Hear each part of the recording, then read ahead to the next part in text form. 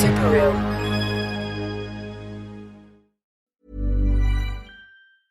Ryan Reynolds here from Mint Mobile.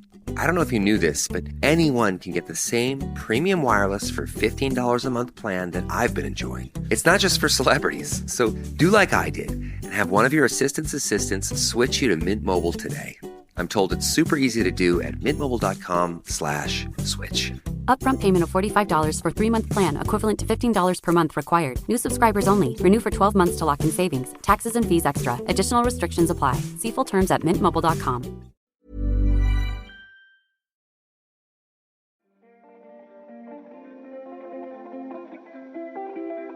Hey, I'm Julian Morgans, and you're listening to What It Was Like, the show that asks people who have lived through big, dramatic events what it was like.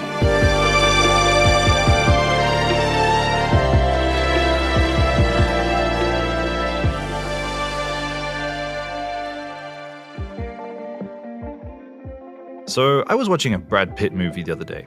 You might have seen this one. It's called Legends of the Fall, and it's kind of one of his earlier ones. As a film, it's okay, but the thing that stuck with me was Brad Pitt. I just couldn't stop looking at him, and I think he appears in this movie. He's probably in his late 20s, and he's just so good-looking that it's almost a bit freaky. Like, he has this effect where he stands in a room or he stands with the other cast members, and they all end up looking just a bit grey and two-dimensional because Brad's just so electrifyingly, aggressively handsome. And I got thinking, okay, this guy, Brad Pitt, his name it's almost like a trademark for male hotness. It's like he's a human cliche in many ways. But there was a time when he wasn't like that. There was a time when he was living in Missouri with his Christian family and he was studying journalism at the University of Missouri, and he decided to drop out and he moved to Hollywood. And this is the bit that I'm interested in because I want to know, was Brad Pitt always so visually mesmerizing that his success was assured? Like, when he got to LA, were casting directors just like, yeah, sure, you can be in a movie, any movie you want, just choose the movie? Or did Brad have to work at it like everyone else? I guess, really, this to me is a broader question around to what degree can appearance for a person in life be a superpower? Basically, I see this as a conversation around this thing that we call an X factor. And I want to know, do massive stars like Brad Pitt just have it? Are they just born with it? Or do they have to cultivate it? Is it a learned skill, just like any other learned skill? So I tracked down the casting director who originally discovered Brad Pitt, and this is exactly what we talked about. Her name's Lloyd, and through her career, she's discovered all sorts of huge stars. Jessica Alba, Scarlett Johansson, Tom Green, Heath Ledger, Christina Ricci, and countless others. She was the executive vice president at Hollywood Pictures for a bunch of years. She had the same role at TriStar Sony Pictures Entertainment. But back in the mid-'80s, she was co-running her own casting agency. And one day, she met a kid named William Bradley Pitt. And this is where our story starts.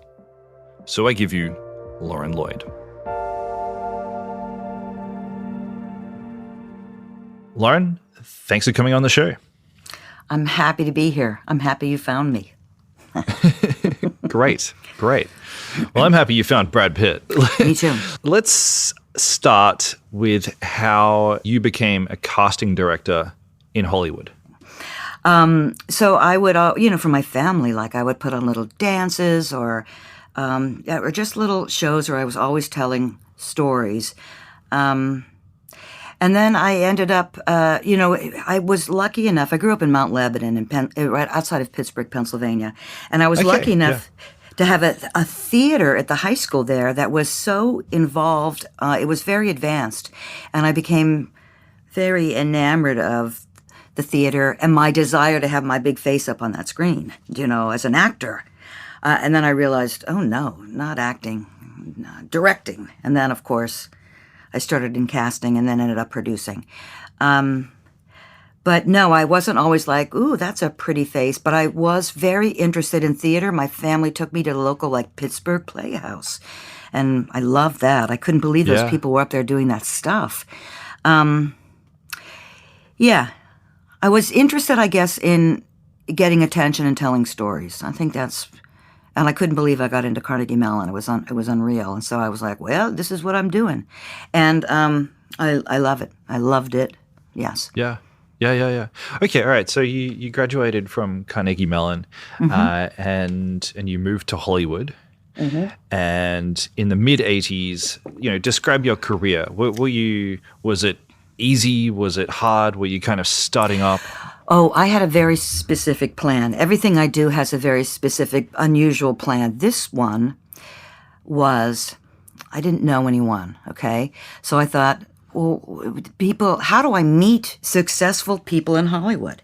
I thought, well, they drive nice cars, so I'll sell cars.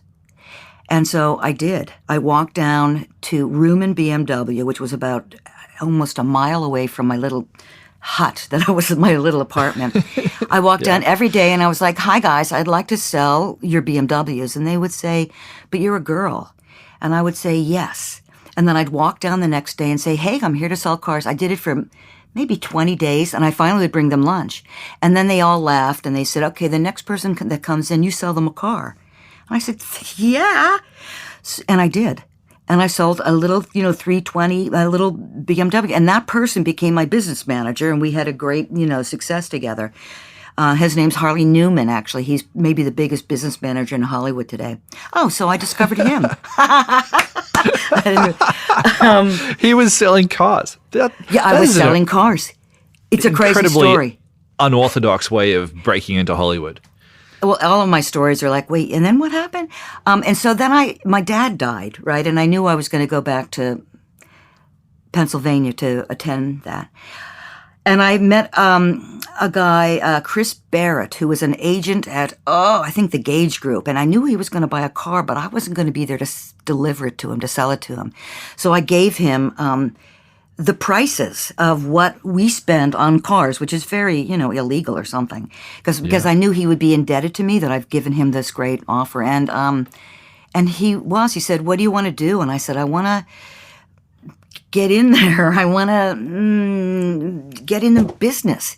And he said, well, I have a friend, Linda Francis, who has since passed, who's looking for a casting assistant. And I was like, oh, certainly. Yes, I'm very good at that. And so he introduced me to Linda Francis, and I said, what kind of a car do you drive? She said, a Peugeot. And I thought, if nothing comes out of this, I'll sell her a BMW. And okay, good. Upgrade. And she hired me, which was, I agree. So that's literally how I got in there. And yeah. Okay. All right. So I guess when Brad Pitt drove into town, you were working for Linda? No. By then I had been fired because I was fired a lot. And so I thought, okay, I understand how to do this. So I found, in my opinion, who was also a friend of mine, Gail Levin, who I thought had the most exquisite eye. When I say that, what I mean is not only can she see, talent like a Brad Pitt, of course, but the nuances of different characters and how you cast a movie to weave that fabric of talent and energy and faces together. She was just crazy good at it. So I said, you know what? And she was working for Wally Nacita, who then became my producing partner. And I was like, Gail, we have to do this. And she was like, okay. So we took every job we could. And one of them was The Dark Side of the Sun. Yeah. So, and we were beginners at it. Yeah. But we took every job. So we were working like you, 11 o'clock at night. There you are working. Yeah, here I am working. This is pleasure. This is not work for me. So you ran a business together. Yeah, It was your business, the two of you, yes. right? Yeah. So you were kind of in startup mode at this point. Like it's fair to say that you didn't have heaps of money. Nothing. Yeah. Okay. So I'm imagining kind of a bit of a shabby office. No office. No office. All right. Okay, so you've set a great scene. Tell me about the day that Brad Pitt walked into your non-office. Okay, well, by then, see, we ourselves didn't have an office. We would go from office to office. And I'll just set up the scene just a little bit. Yeah, please. From Yugoslavia, we got the script, Dark Side of the Sun, and we're like, are they paying? You know, who do we have to cast? Just the lead? Okay. So we met the three men who...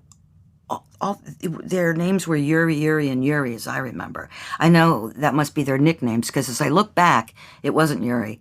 Anyway, and they were very interesting because there was a slight language barrier, but when in the beginning I would say, like, good morning, would you like some coffee? And they'd be like, brandy. And I'd be like, oh, we have to serve them brandy. Okay, I'll go out and get some brandy. Anyway, so we met people, and it was hard to get exactly what they were looking for, because it's like a man who wears leather in the day because his skin is too sensitive to the sun. It was kind of a preposterous idea. Anyway, we're meeting people. This is the plot, by the way. It's about a guy who can't go out in the sun because his skin's really delicate, and he has to travel to Serbia or some. I don't know, something. Yeah, something like that. Yeah, all right. So this kid walks in, Brad Pitt, and I think he had done maybe 1 or 2 episodes in a soap opera, and he came in and he was what? I was like, who's this kid? And he had like shaggy hair, and he was kind of slight, but it was like God walking in. I was like, what? Sit down and talk to me. He had kind of bad skin a little bit, and he seemed very calm for being so young. And so I guess non-experienced. So we read him, and he kind of threw the script down, and he said, like that? Because we had read it, and I said, yes, exactly. Like that. Will you hold for a second, please? So Gail and I walk out, and we're giggling with delight. We're like, who is he? This guy is magnificent. And then I got a little weird, and I said, yeah, but he just does TV, because by then we were at that stage. The people who in the movie business, we were very. We looked down upon television, can I say? Right. They were making all the money, but we were making the movies. Yeah, and so I remember I said to Gail, yeah, but he's a TV actor, and this is a movie. And she said, Lauren, he's a goddamn movie star. And I said, I know. So we said, let's hire him. And we were giggling, and we brought him in to meet the 3 Yuris. And he read for them, and they were like, yes, let's do it. And Brad was so excited. He was like a kid. How old was he? Maybe How old was he at that time? 21 or 22. Okay. And that's awfully young for someone to be so united inside. When I say that, I mean there's someone so young to be comfortable in their body, okay? So to be intellectually there. So it's kind of a spiritual, intellectual, physical. It's a blending of all that, and there he was, and he was magnificent looking. So when someone like that walks into a room, you see them, but you feel them. It's almost like every cell in your body is electrified. Does that make sense at all? Yeah, like, it does. No. It does. I mean, all right. I mean, obviously, this is one of the things I want to explore with you. So let's freeze frame this, right? You got Brad Pitt auditioning for you, and you look at him. I mean, you said before that it was he looked like God had just walked in, right? So obviously he looked good then. Even back then, at the age of 21, he looked incredible, right? Yeah. Well, he had kind of like shaggy hair and kind of bad skin, but still, you're like, what is going on there? You're captivated by it. So I wouldn't say he was almost too pretty. He had very delicate features. He's grown into a much more kind of manly man. He was just quite a beautiful creature. Right. Okay, sure. Yeah. But I think something I find interesting is he looks this way just because this was the roll of the genetic dice that exactly. his parents gave him. Okay. But then there's this whole other element about body language, about intelligence, about self-belief. I mean, have you in your career found people who are incredibly beautiful like Brad Pitt but don't have the other stuff, or maybe vice versa, where they have the self-belief but don't have the looks? Oh, okay. So let me unpack that for a second. So the belief, when you're in that position, when when you go to Hollywood, you have to have that belief no matter what you do. So I want to kind of put that aside. If you don't have that drive because it's so difficult, it's in you. If you don't do it, you'll perish in a way. That's literally what you have to come to Hollywood with. You have to be so driven that no matter how many times you get no, you will find a way. And he had that. And so if you're on that trek, you have to have that. So yes, he had it, and here he was, in the room. There's a variety of things like, yes, he was blessed with an incredible combination of genes, and he looks magnificent. So there's something about just the person who has that, we'll call it movie star quality, versus someone who's just charismatic. Someone who, because you can learn some of that. You can learn eye contact, open body, focus your energy, smile, ask questions. That can lead to charisma. Yeah. But then you've got actors who you're like, okay, well, they look okay. And then when they get in front of the camera, you're like, whoa, because there's that magic between the face and the persona of that person and the camera. Like Demi Moore, for instance. I've made a lot of movies with her. And I love her. I think she's lovely. And when you see her, she's not like, oh my God, you're the most beautiful thing.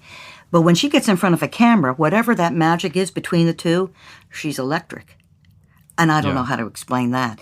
And I also don't know how to explain when you're meeting someone, will that happen when they get in front of the camera? And so, let's see here. Also, let's take Kim Kardashian. I see her photos or see her in whatever, the red carpet. And I think, okay, well, everyone loves her. But when you see her in person and you experience her being, it's magnificent. Okay. Okay. Yeah. I mean, you're still talking about it, though, like you're using words around like magic and like these are sort of nebulous kind of dark black magic kind of words. Like you're in a profession where you need to understand this stuff on a very scientific, in a scientific framework. You have to feel it. That's what I believe. And that's where it gets a little bit. What does it feel like? How do you know? It feels,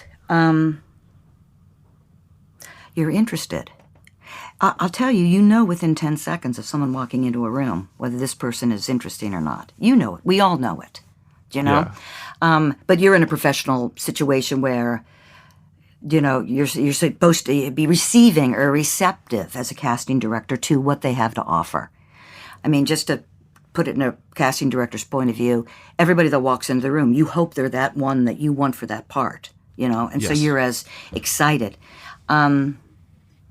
So when someone walks into a room and you cannot take your eyes off them, or you feel it's, okay, well, something, it's almost like butterflies. Is that safe to say? When you fall in love, you get a feeling of exaltation or something. It's not so much what you see, because we're always taught, are they beautiful? Are they thin? Are they tall? Is their hair blonde? It's what you don't see and what you feel. It's your instinct. And that is a very hard thing to describe.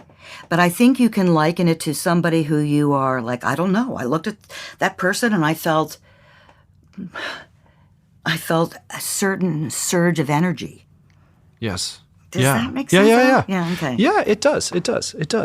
I want to know, do you think there's a parallel universe in which Brad Pitt never became a movie star? Is it possible to look like that and yet not succeed? Well, I would imagine because he has that charisma and that he would have succeeded at anything he wanted to do. He could have been a politician and, because he has whatever that magic is, whatever that thing is that people want to be around him. They want to be him. They want to be with him. They want to sleep with him. They want to somehow get that magic. And so wherever he goes, people will feel that. So I would assume that whatever he wanted to do, he could do. Did he know this? I mean, you describe it like it's a superpower. Did he know that he had a superpower? Not then. No. But what was so sweet about him that I was like, this kid's going to go on, was that he doesn't think he has a superpower. He was like presenting who he was and very hopeful that he would get what he wanted, which was the role. He had no arrogance. He had no pretense. He came in very much like a little, I was going to say a shaggy puppy. He came right in and was just like, this is what I do. Do you like me? Am I good? Did I do it? And so when you have that kind of humble or that idea that this is what I want to do, and I'm hoping I'm bringing what you need for me to be able to do what I want to do, which is act. Yes. Yeah. Yeah, so he didn't have an arrogance about anything, about how he looked, and then you see Brad and he takes his shirt off, and you're like, oh my God, he's magnificent. Do you know what I mean? Everything. He's just a beautiful human, physically. Yeah. He's a sort of.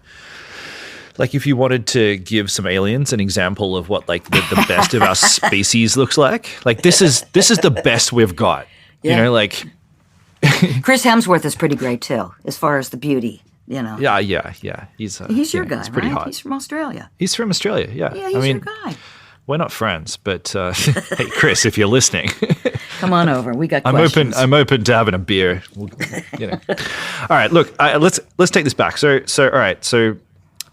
You cast Brad Pitt in The Dark Side of the Sun, which is a fairly. I mean, I don't think it was released. It went straight to video or something. Well, there's a crazy story about it because. Tell me the story. Well, I of course didn't know what was going. I mean, there was a war in Yugoslavia, right? Okay, and so they lost the footage. They lost the movie somewhere. And then after the war they were able to bring it forth. This was 3 years before Thelma and Louise, by the way, before he did that part. And I remember I was at home and I was watching Hard Copy. Do you remember that show, Hard Copy? And I saw Brad Pitt, Dark Side of the Sun, and I saw the deal memo with Gail's signature and my signature, and I'm like, what's going on? He tried to buy it back. He tried to buy the film back after he became a star because it's like Thelma and Louise and then Dark Side of the Sun. Right. So, but I don't believe was successful, and it was released on video. So yeah, it was really weird timing. Yeah. Okay, so looking through his filmography, it seems as though the 80s was. I mean, it seems as though he went through the struggle that any Hollywood actor does. Like the first couple of years, you show up. I mean, I'll just quickly read some of the parts that he's got here listed on Wikipedia. So, 1987, there's a show or movie here called Hunk, and he appears at Guy at Beach with Drink, No Way Out, Black Tie Party Guest, No Man's Land, Waiter, Less Than Zero, Party Goer, Preppy Guy at Fight. I mean, he went through the usual rite of passage in Hollywood. I want to know, were you there as his manager at that time being like, I think, our investment's going to work. This thing that we're creating together, it's going to pay off. Well, I wasn't managing him. Okay. Yeah.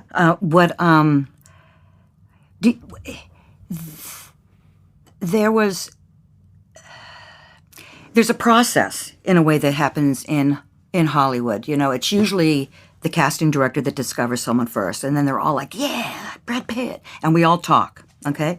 So there's a confidence level, excuse me, that grows within that community, like, oh, I brought him in, he was a good reading, bring him into the director. So there's an advancement in the network that presents him to directors.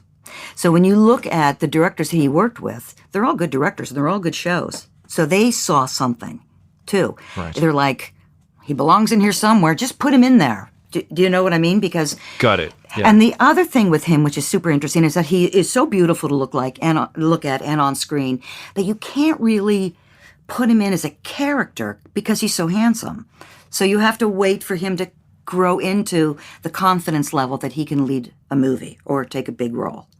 Does that make sense? Okay, all right, sure, yeah, it does. So you can see he worked with really good. With really good people, and then he got that spectacular role in Thelma and Louise. Yes. Was there something before that? I don't know. Not really. That was definitely the big one. And I mean, he took off like a rocket after that. And then the thing that we were like, what? In Hollywood was when he did, what was it, 7 years in Tibet? Yeah. And we were like, oh, wait, he is a serious actor. We thought he was just like a really handsome, talented guy with the shirt off. And we're like, oh, he's really an actor. You know what I mean? Okay. Yeah. we were saying he's a movie star. He's saying, and I'm an actor. And it took us aback for a minute. We were like, okay, we'll prove it. And then he did. So he's a very good actor, movie star. He seems smart. Is he smart? Yeah. Yeah, and he's very, he's also very laid back in a way, very mellow. He allows, I know this may sound weird, he allows things to kind of wash over him in the sense that, he's centered, and smart, yeah. Yeah. Okay, so before you were talking about this feeling, like this sort of X factor, how it affects you, how you know when you're in the presence of someone who's got it. Are you ever wrong? Have you been wrong? No. Never. I'll tell you what, the answer would be no. But there's certain things that come, because when you discover someone, it's like, okay, you have to have a little luck. You have to make sure that the roles are there and your kind of roles. And no, the only thing that would have proved me wrong would have been if somebody went down the stony end of like drugs or alcohol, or they couldn't maintain the pressure of Hollywood. Yeah, got it. Okay, All right. But no, I found a lot of people. I found Christina Ricci when she was 8 years old at a drugstore in Massachusetts. Really? You know? Like she was just buying something and you saw with her mom. from across the room. I was like, who are you, you little rascal? I'm looking for Cher's daughter. And she was like, what? And the mom's like, Cher? So anyway, and she got that part. So, and she wasn't an actor at the time. I mean, she was 8 years old, so no. Yeah, no. She was just a kid. Yes, and a genius. When we would shoot Mermaids, her ability to remember lines and also her blocking, like on this line, you pass the fork here, she was incredible. She was really, really super intelligent and adorable. Yeah. We're going to take a quick ad break here, and we'll be right back with more What It Was Like.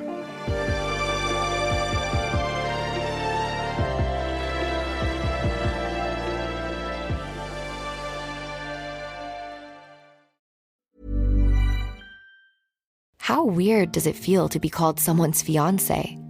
The first time you hear it, you do a double take.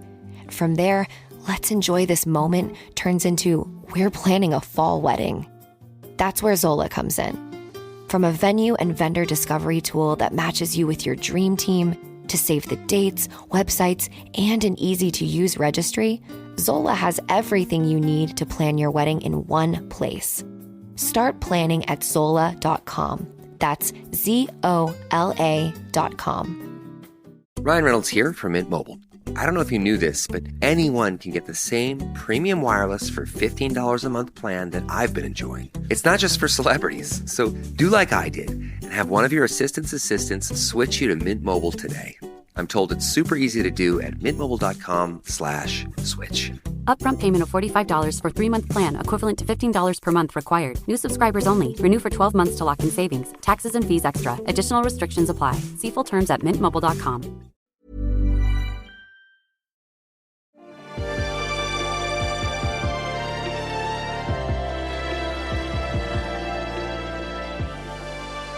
Lauren, you wield a lot of power.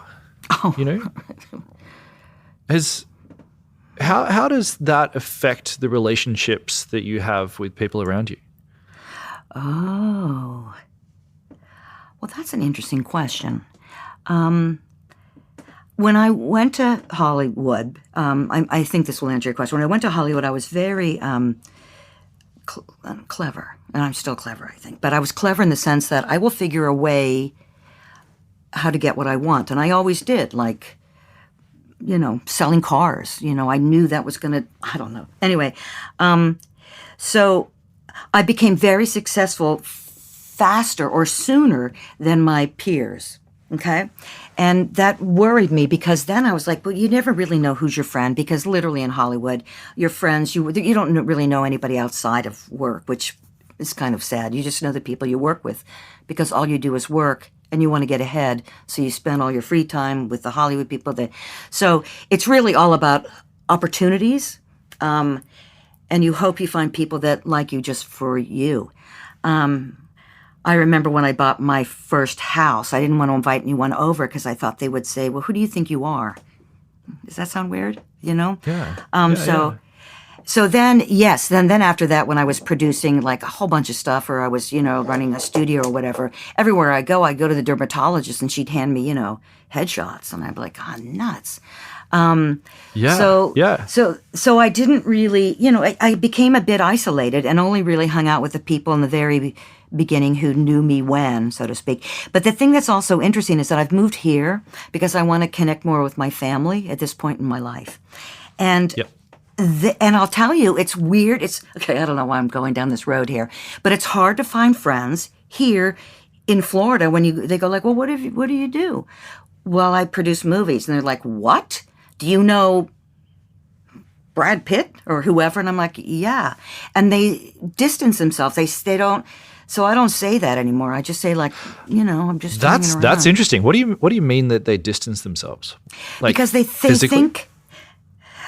Well, yeah, they treat me in a different way. They treat me like I'm somehow special.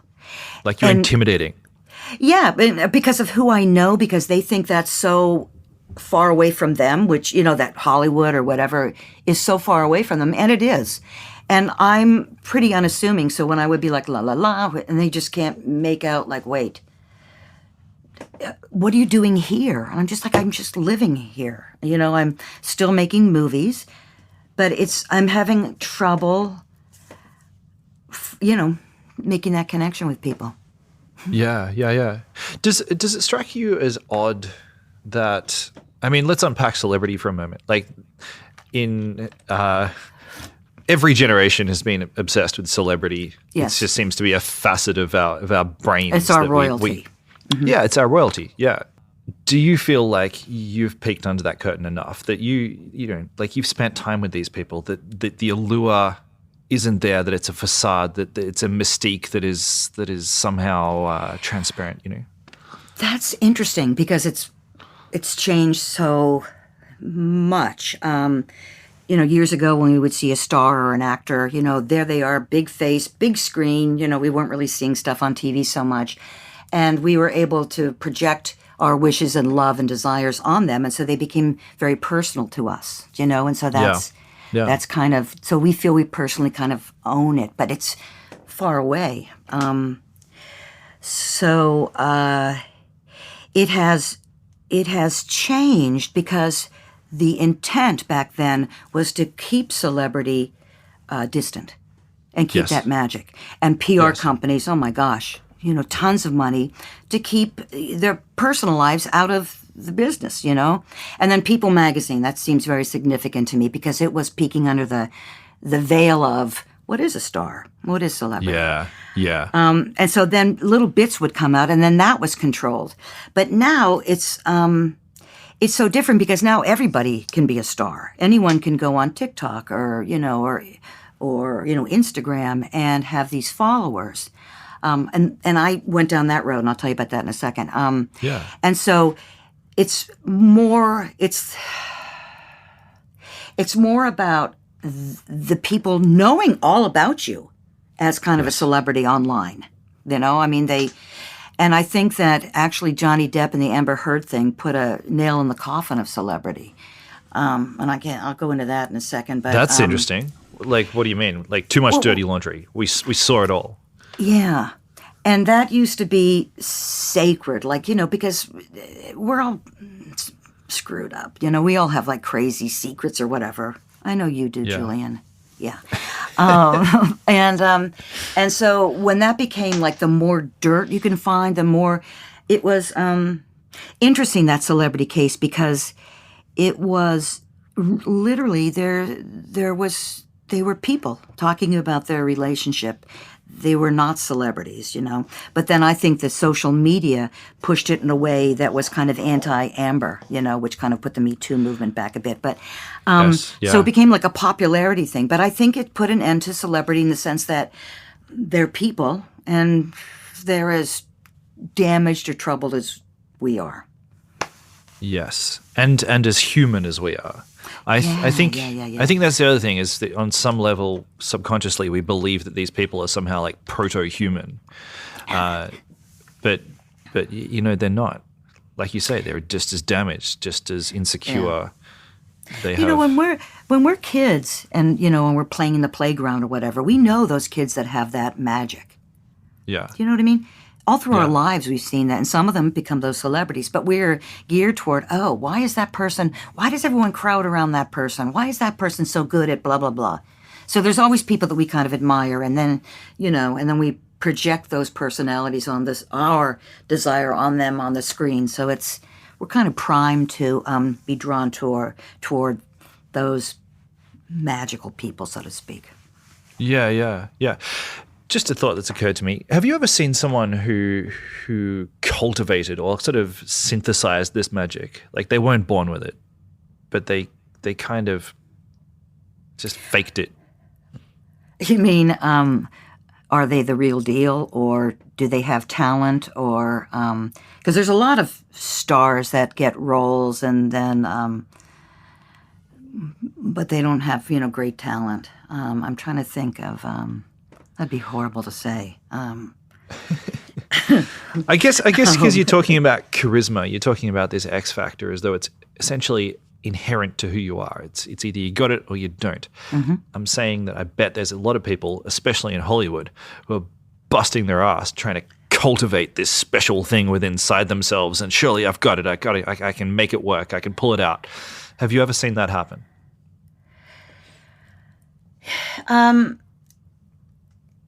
Yeah. I would think that my instinct would go like, when they came in. There are a lot of actors that don't have that, but they are really good actors. You know what I mean? There's does that make sense? So they actually ride on the sense that they're becoming another character as opposed to I've got this charisma, Yeah. Does that make sense? I'm trying to think of somebody who,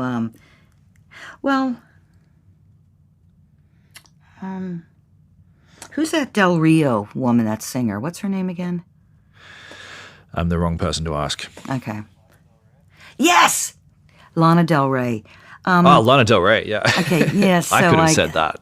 You could have. I couldn't have. I could have. Bob had to help me.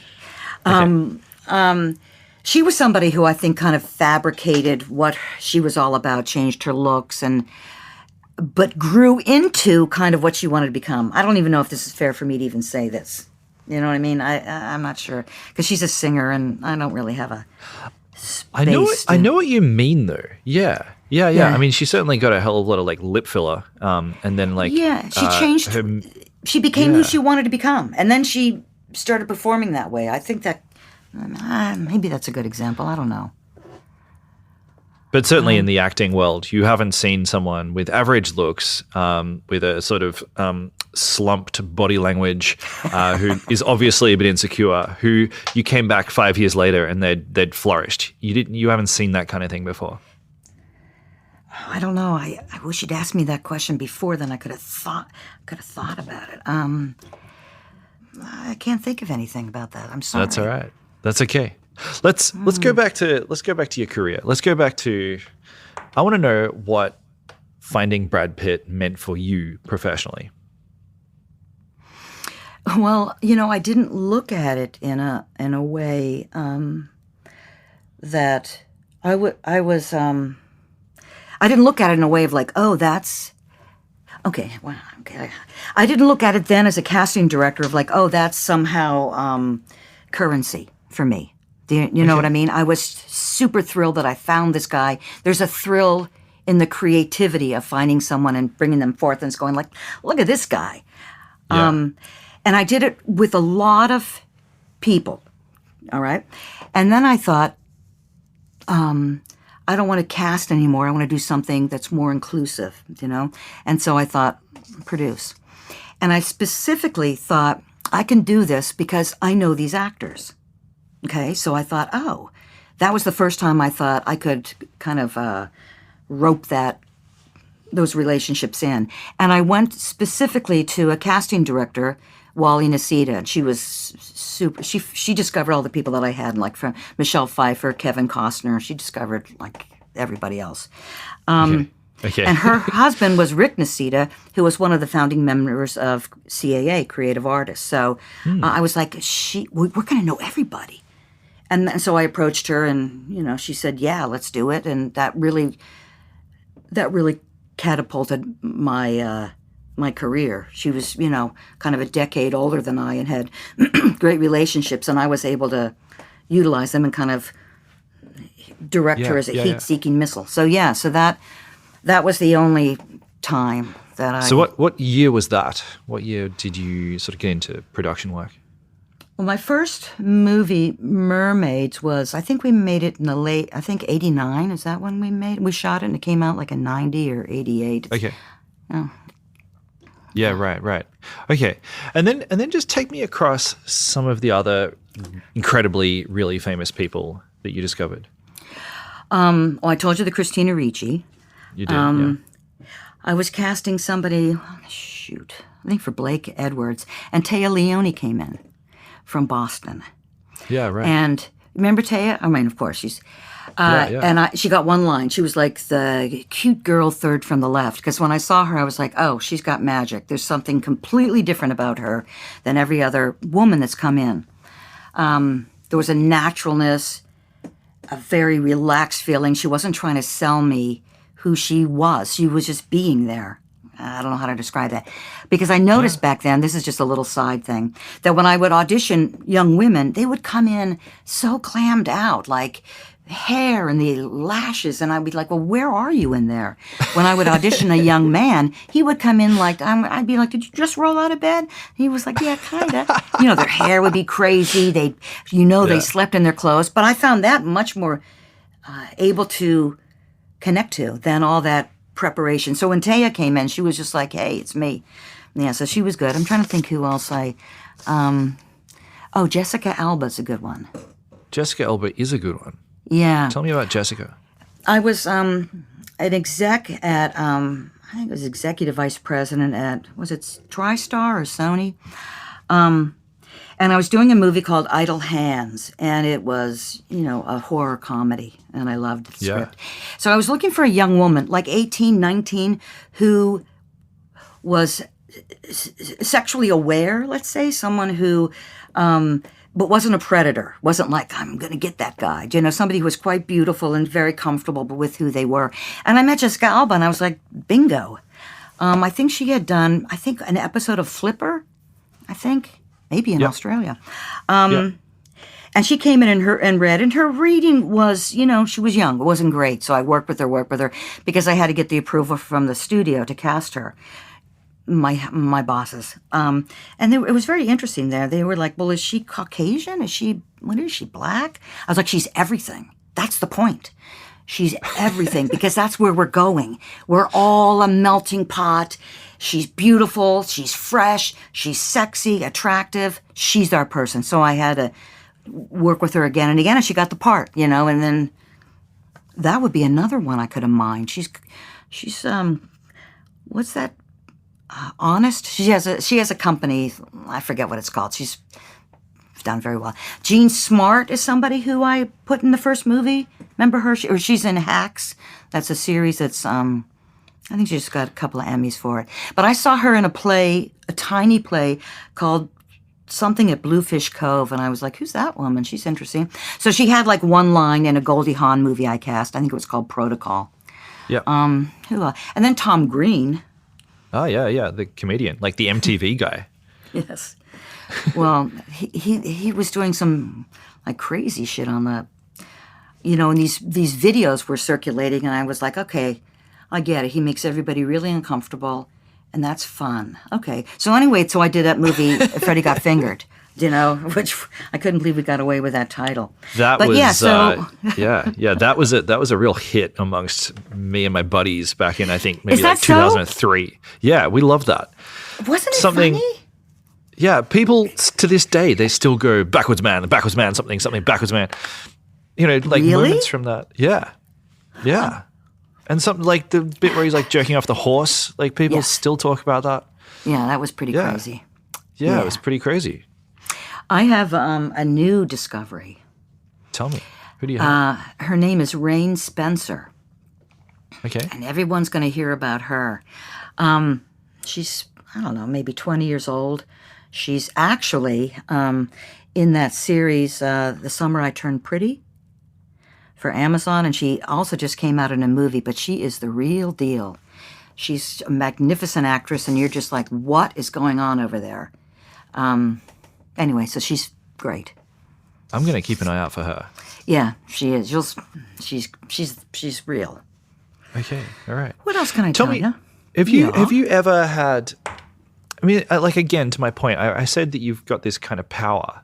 Have you ever considered or wondered if you could use it on yourself? Like you described to me, like you described to me before when you were growing up, you had this interest in theater. You had an interest in acting, but at a certain point you abandoned that plan. You wanted to be a director, then you abandoned that plan and became a producer. Mm-hmm. Has it ever occurred to you that like you know the ropes, you know how the system works really well these days, that you could potentially get yourself into directing? Perhaps you could even become an actress. Like you suddenly have these abilities to do these things now. Like, why not? Okay, so I did a little acting, and I was horrible. Okay. Okay? I'm admitting it. I cast a bunch of Dennis Hopper movies, and one was called Backtrack. It was with Jodie Foster, and I played her best friend, and I was not good in it. Okay. And, so you watched it back and you went, this is not the career. It's not going to work. No. Yeah, I don't want to act, and I really don't know how. I don't really have a director's eye. Yeah, and I'm not really drawn to that. I like producing. I like bringing the pieces together. I love developing the story. Yeah. That's what I love. I love finding new writers. I'm doing this new movie now.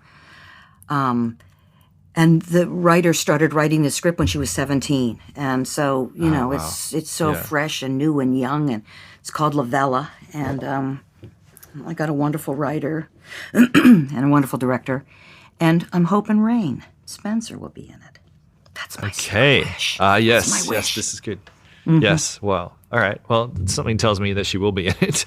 Mm-hmm. So give me a sense of where you're up to now. You're still producing. You're living between Florida and LA. Yes. Tell me about your life.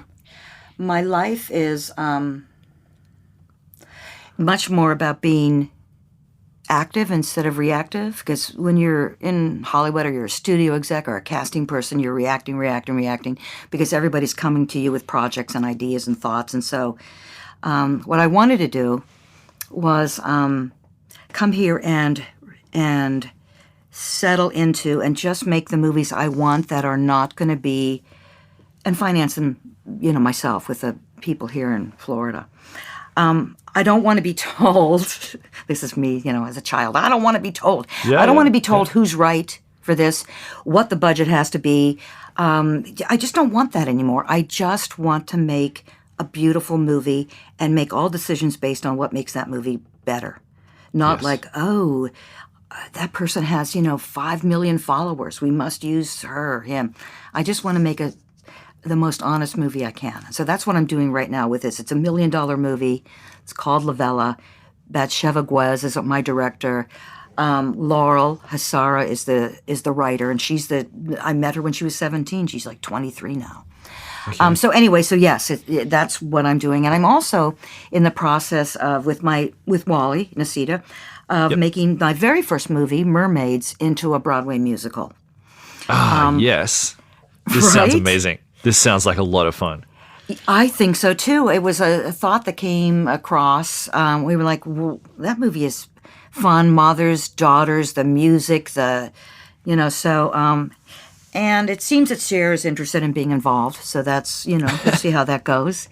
In a big way, in a bigger way, as far as just like, writing music or helping, producing whatever, and more of an overall.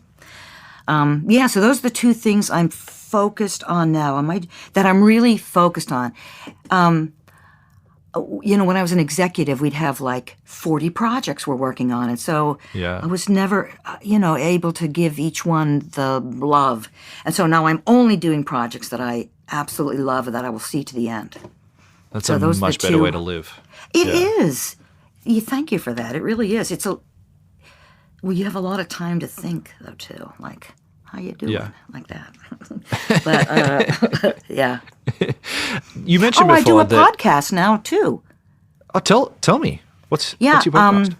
It's called The Movies That Made Her But Not Me. And I'm doing it with the woman who created her name's Minna Stein, and she's also like 21 years old. I love working with these fresh, creative ideas. Anyway, so it grew out of the fact that I would talk about movies and she'd talk about movies, and we never agreed because of generational differences. And so we thought, hey, that could be an interesting... yes. That could be interesting. And so, but here's what I came to realize, because I bring up, like, Annie Hall or Harold and Maude, movies that I think are magnificent from when I was... From the 70s. Late, Her movies that she brings forth, and the movies she's talking about, I was making movies. I think we let young women down with the movies we were making because, a lot of them are like animated movies or things that she just saw a different kind of, just different movies than what I saw when I was her age. So it's been super interesting. Yeah, the movies that made her, but not me. All right, I'm gonna check that out. I'm gonna subscribe. I'm gonna leave you a positive review as well. Thank you. I mean, the period that you were making movies and have been making movies, like totally a lot of the period that I learned about movies, the movies that calibrated my brain all through the 90s. You were making a bunch of those movies. Yeah. So I don't think you let us down at all. That was just me saying thank you. Not at all. Well, thank you. You mentioned before that you'd spent some time going down this sort of like influencer route, like casting people on the merit of their followers. What have you learned from that?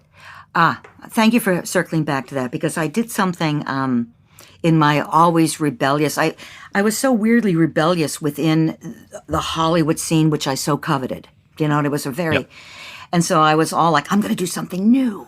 I'm going to do something online. And so I created this, and I knew nothing. This is just when YouTube was starting. It's called Big TV, or Big is Good TV. And my idea was I'll fund it myself. I got cameras.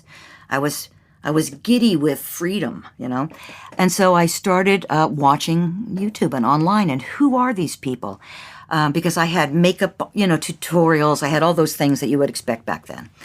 But I did a deep dive into, you go on there and there would be 100 makeup tutorials. But why do some have a great following and others don't? So I started talking to those people, and I was like, what is it? What are they? What is coming across on screen that people are attaching to?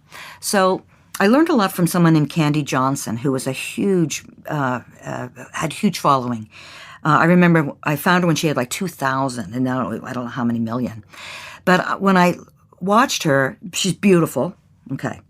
But also, I asked her a lot, and a lot of these people, about their past. Because all of them say, I want to influence people. And I'd say, well, in what way? And it would always come back to, a lot of times, feeling bullied or feeling left out, feeling traumatized, whatever created who they were. They wanted to give a message that everything's going to be okay. That's my opinion. And they did it through their tutorials, and the people that could pick up a sense of, oh, she's there for me, or wellness, or he's there for me. I found those were the people that had more followers. So to me, it was how they were formed and what they really wanted to say. Because it's not like, well, I grew up because I want everyone to do a smoky eye, makeup. I want to connect to people, and I want to tell them, I'm okay, you'll be okay.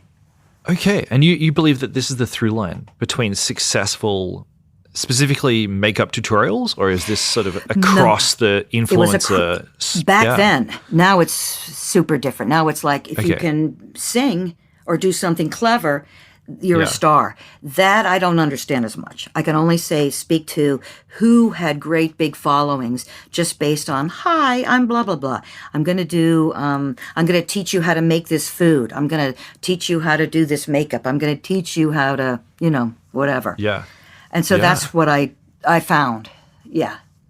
But now Okay, I don't all right. get it. I don't know. I have no idea what makes people watch videos now. Do you have TikTok on your phone? I do not. Okay. Yeah, see, I recently got into nervous. TikTok. I'm a little nervous Yeah. about that TikTok, that China malware. Is that what it is? Yeah. Well, I thought about that too, and then I decided that I wasn't doing anything very interesting, or nothing that China would find very interesting. But yeah, it is. If you're interested in what makes mass audiences tick, it's an interesting place to explore because you're just getting fed these videos. Exactly. I have friends that say, well, I go on TikTok and I'm there for hours, and I find that kind of intriguing but also frightening. I'm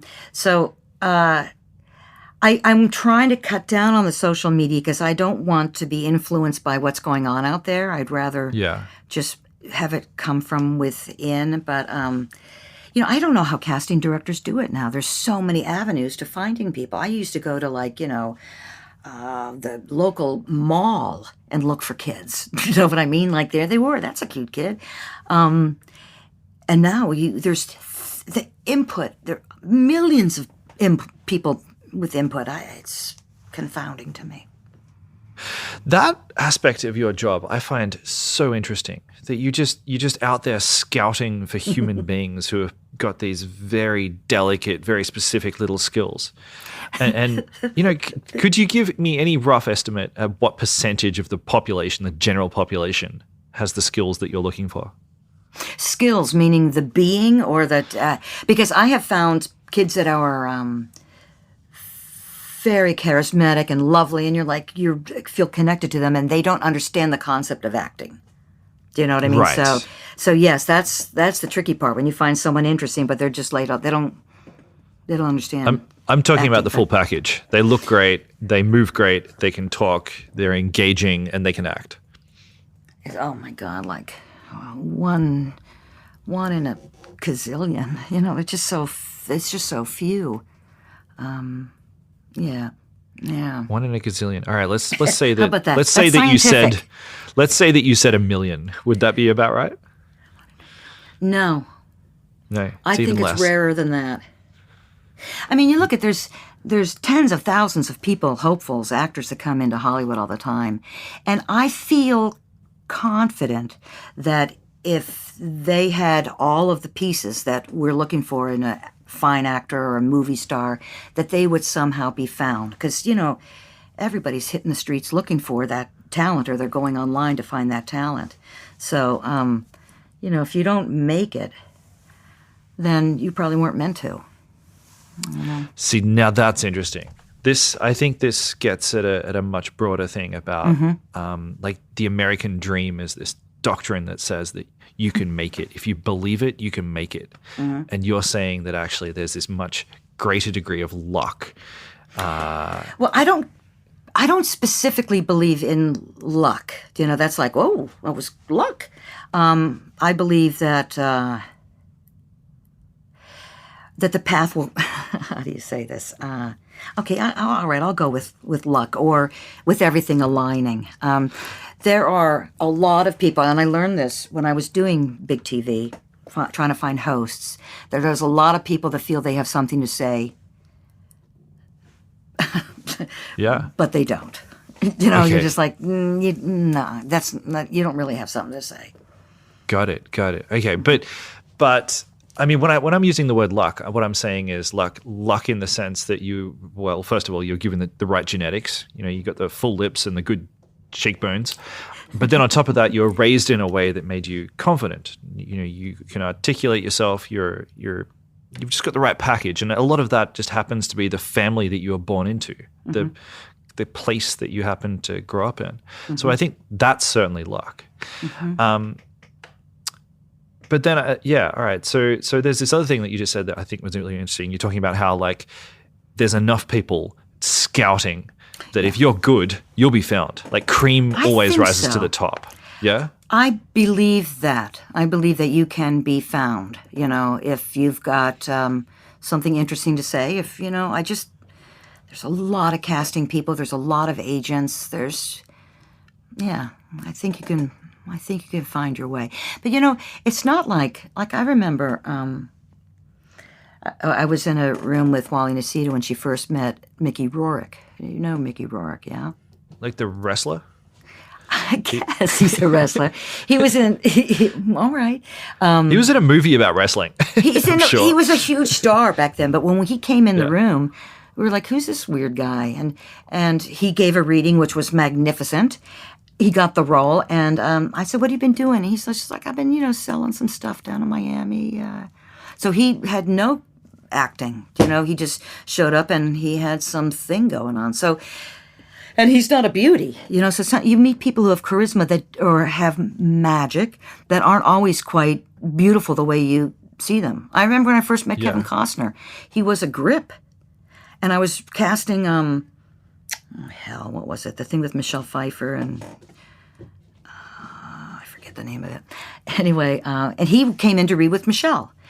And, Lady Hawk, that was the name of it.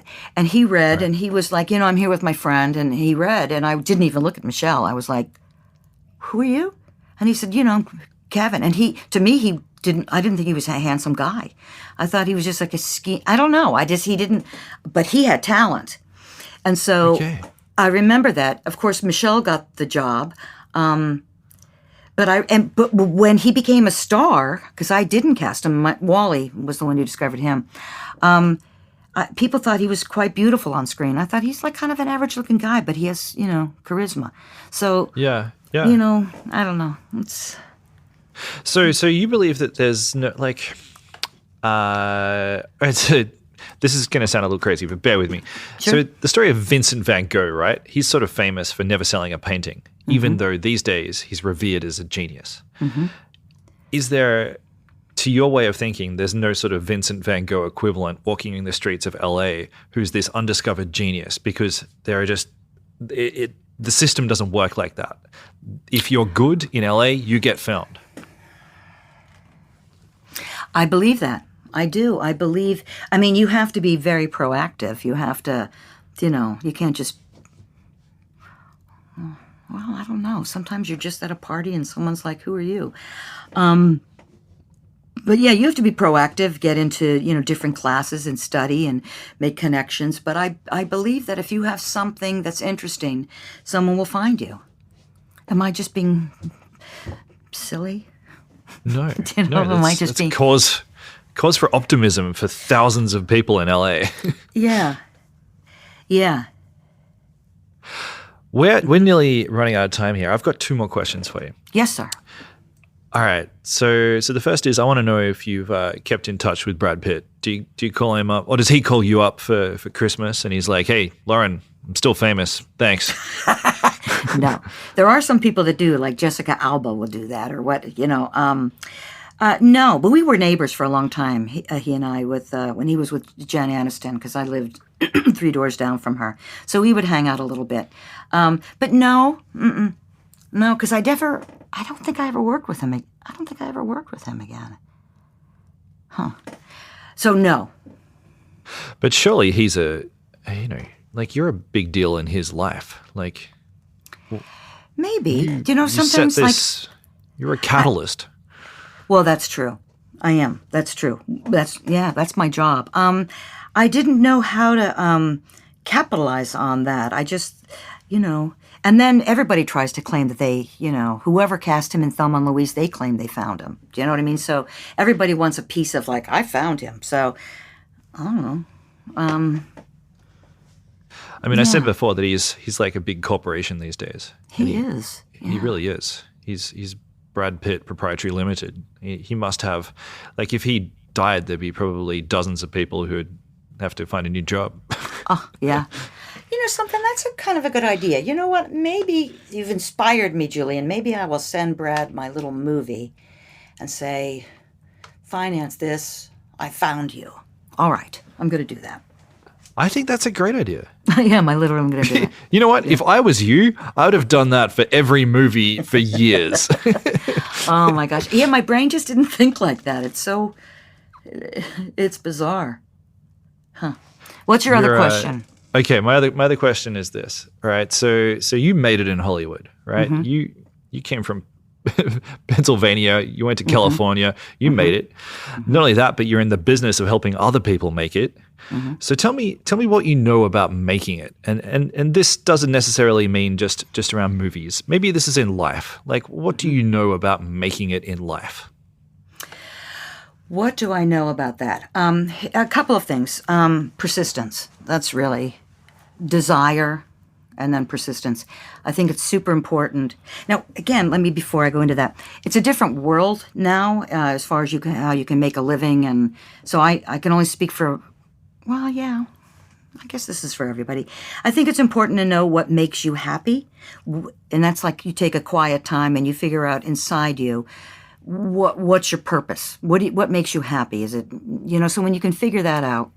And if you have a goal, it's good to know what your goal is. You don't have to know how you're going to get there. Just keep your eyes on the goal and be persistent. Do you know what I mean? Because you will get there. Yeah. You may not know how, because I showed up and I was like, I'm gonna be something, and I went into casting cars. and all these. and you just kind of say, I'll take this job, and I'll learn, because I really didn't know what area I wanted to be in, but I was very, very persistent.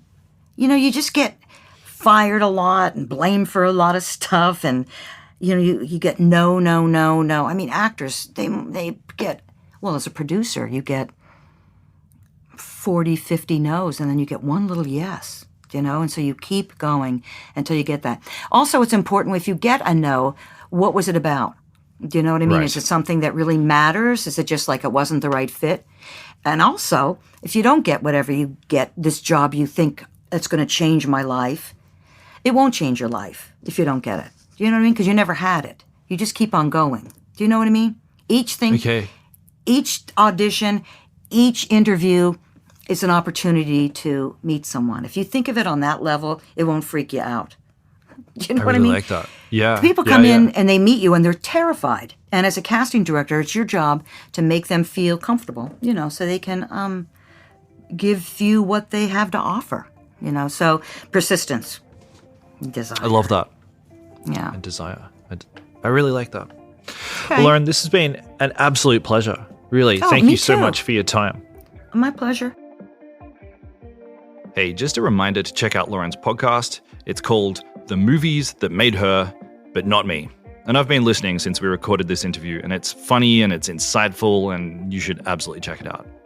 And hey, if you've enjoyed this show, my show, What It Was Like, then you should definitely rate it. And you can do this on Spotify and Apple. Just look at your phone right now. Just pick it up and look at it and scroll down.